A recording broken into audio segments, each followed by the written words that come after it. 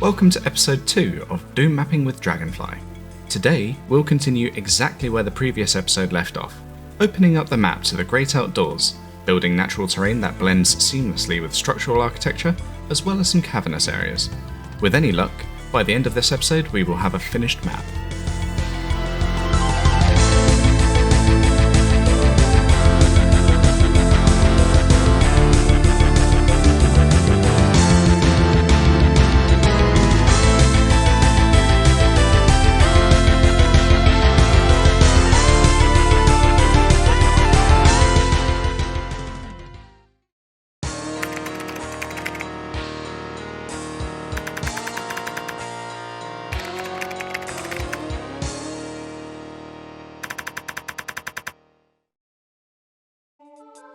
Before we get too deep into making the map itself, let's talk about you guys. I want to say a sincere thank you to everyone who tuned into the previous episode. It's been amazing to see so many people offer such positive reaction. I really appreciate it, thank you. Amongst some of the comments left, a fair few people raised some good tips, so let's look into some of them, as even I didn't know a few of these existed. First up, a tip many people pointed me towards was the split Linedef tool. For this, you'll want to bind a key to the function, so to do this, press F5 or go to Tools, then Preferences. From here, click on the controls across the top, then search for the word split. Bind a key of your choosing here and you're done. This tool can be used, as suggested, to split a line perfectly in half by first selecting it in Lines mode and then pressing your newly bound key. I've noticed that it also does let you split the line where the mouse is hovering without selecting the line, but this seems to be relatively imprecise. Regardless, this is a faster way of splitting a line compared to the curve Linedef trick that I showed last time. Next, a quick trick that was given to us from Boris, one I think I will make extensive use of once I've built up the muscle memory for it. When in 3D mode, simply hold Ctrl and then right-click to go straight to the texture browser, skipping the need to first open the initial line or sector properties pop-up. Here's another tip, one that I already use extensively to the point where I don't even realise I'm doing it anymore. While the middle mouse button is held down, you can drag to select everything that your mouse passes through. This will be relevant in a moment.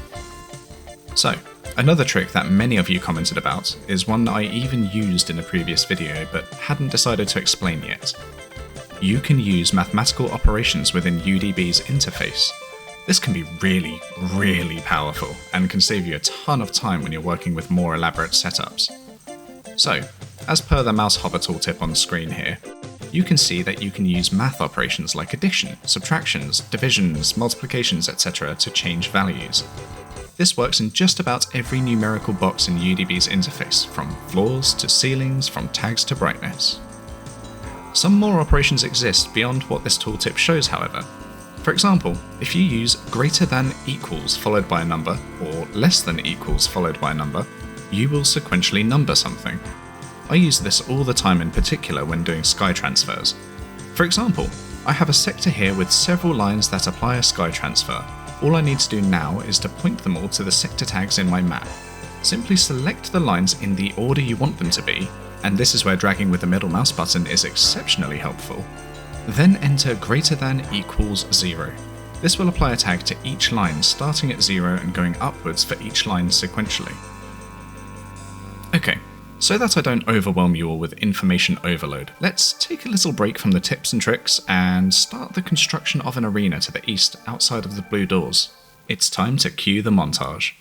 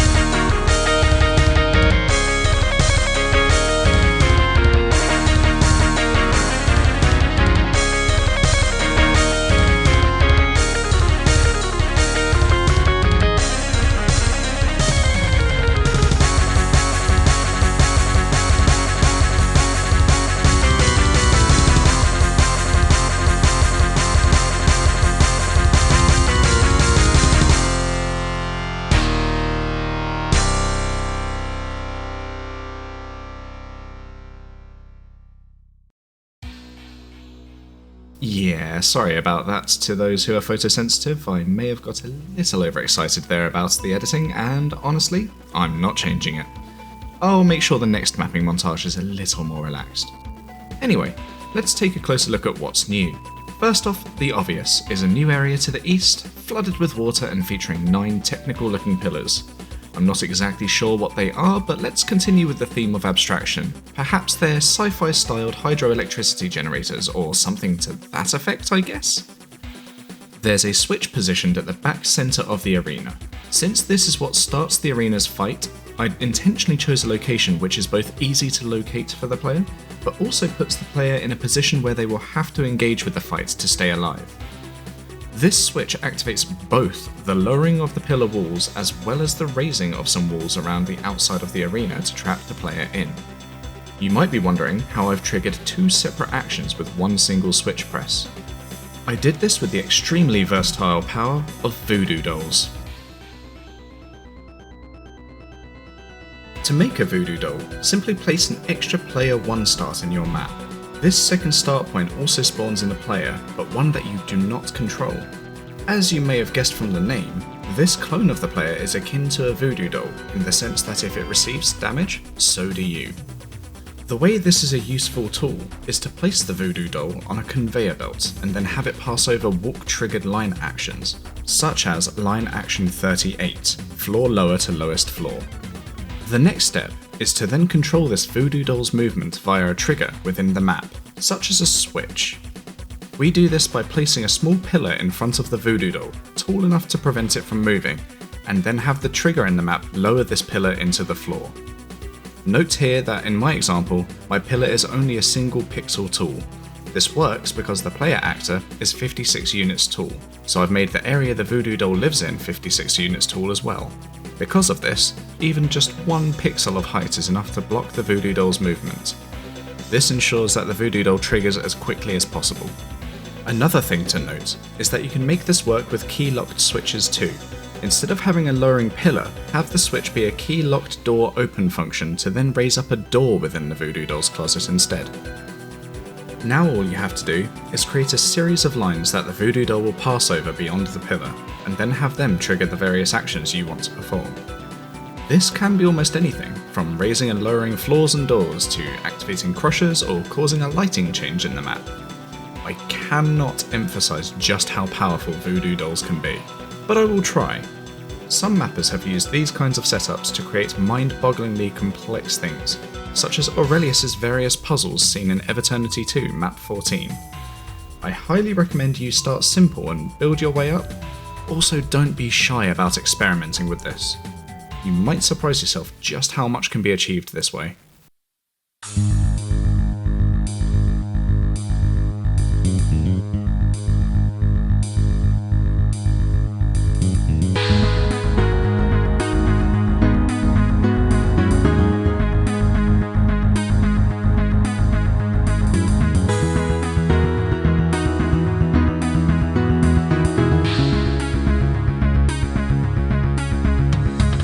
Looking back to the map itself now, we can see here that I'm working on further integrating the surrounding natural terrain into the more structural architecture of the tech base itself. I'm employing a series of self-imposed rules for this as I go through this process, so let's break a few of these down. Rule number 1. No 90-degree orthogonal lines for terrain. The reason I avoid orthogonal lines is because of the way the Doom engine works, applying what's known as fake contrast to the walls that are either perfectly vertical or horizontal on the grid. Fake contrast is a great element for a map's aesthetics, helping make the contrast of the corners legible to the eye and thus more readable, as well as heightened contrast making the scene more aesthetically pleasing in general. However, I intentionally avoid this when working with natural terrain. Most of the lines drawn to create natural landscapes are not on the orthogonal grid, which helps to give off the illusion of organic nature. So when a line is at a 90-degree angle, it succumbs to the engine's fake contrast and it really stands out, which isn't what we want here. This also helps when I'm directly integrating architecture into natural landscapes, as the only parts with fake contrast applied will be structural rather than terrain. It's subtle, but the difference is definitely there. Rule number 2. Curve terrain inwards towards structural walls. I'm not as strict about this rule. You'll find examples all over my catalogue of Doom maps where this hasn't happened at all, but I do find that having the rock wall curving into the structure rather than outwards towards it feels more visually distinct. This helps the rock to feel more real and not like an alternately textured extension of the wall. You can also add some subtle shadowing to these insets to increase the contrast and make the transition from man-made to natural feel more distinct. Rule number 3. Use at least 2 different terrain colours. Again, this is more a guideline than a rule, but it's still something I generally employ.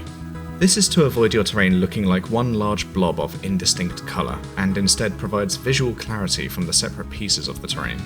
I would argue that this is more important in areas where the player is actively traversing on the terrain, as having different coloured textures allows the player to rapidly read the lay of the land in real time, rather than potentially missing where the edge of the terrain is in the heat of battle. However, it is just as visually pleasing in areas that aren't actually playable spaces, so I'd still go for it where possible. Just be sure that your texture choices complement one another. Rule number 4. Keep the height varied and interesting. Natural terrain is one of the easiest ways to make a map's perimeter silhouette way more interesting than just a flat line, and it also feels more real and organic when the height fluctuates.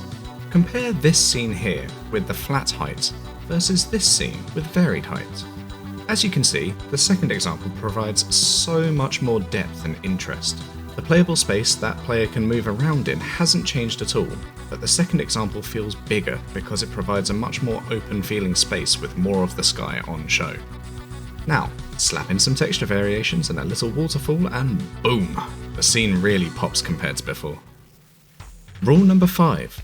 Avoid impossible sky cutoffs.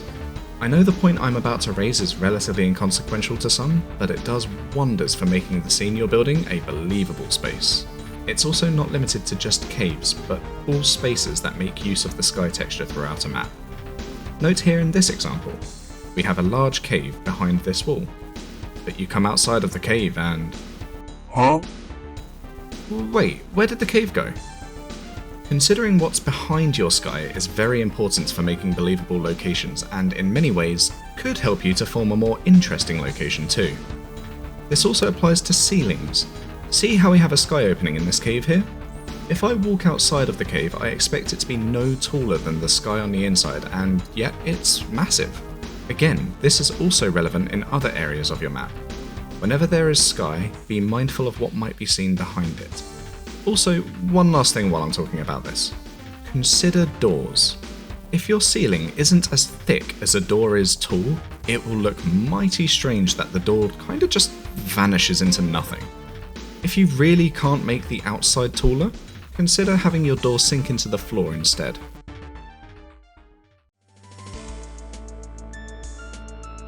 So, with those rules in mind, let's take a look at where I am so far with the map. To the eastern side, we have a structure that houses the arena's trigger switch, where I've enclosed its surroundings in a rocky terrain to limit the player's movement.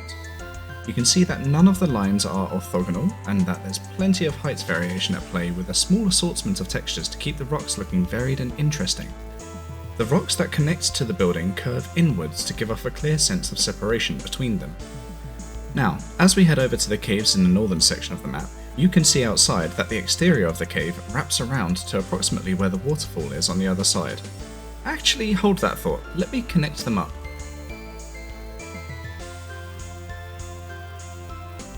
There we go. Next we proceed into the cave itself, which has been directly integrated into the building itself. Again, I've followed my rules where applicable to help the distinction between natural and man-made structure feel organic and real. And this, at the time of recording, is as far as I've gotten with the map, so let's cue up another time-lapse montage.